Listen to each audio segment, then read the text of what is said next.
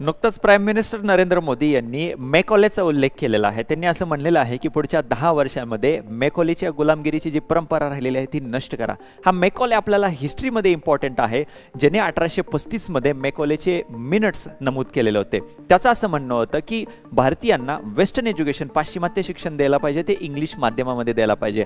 असा का बरं त्यांनी विचार केला होता, तर त्याचं म्हणणं होतं की आपल्याला हे इंग्लिश एज्युकेशन देऊन असा एक भारतीयांचा वर्ग तयार करायचा आहे जो ब्रिटिश सत्तेचं समर्थन करेल, जो इंग्लिश स्पीकिंग असेल, जो by blood by colour Indian असेल, but by thought by ideology तो ब्रिटिश असेल। या पद्धतीने जो वर्ग तयार होईल, इंग्लिश स्पीकिंग असलेला, ब्रिटिश सत्तेचं समर्थन करणारा, तो जनमानसांमध्ये ब्रिटिशांबद्दल सकारात्मक प्रतिमा ब्रिटिशांची पोहोचवेल।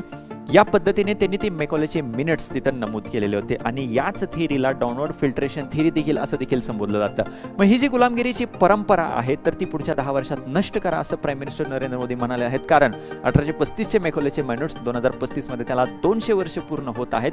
त्या अनुषंगाने प्राईम मिनिस्टर नरेंद्र मोदी यांचे हे विधान महत्त्वाचं आहे। थँक्यू।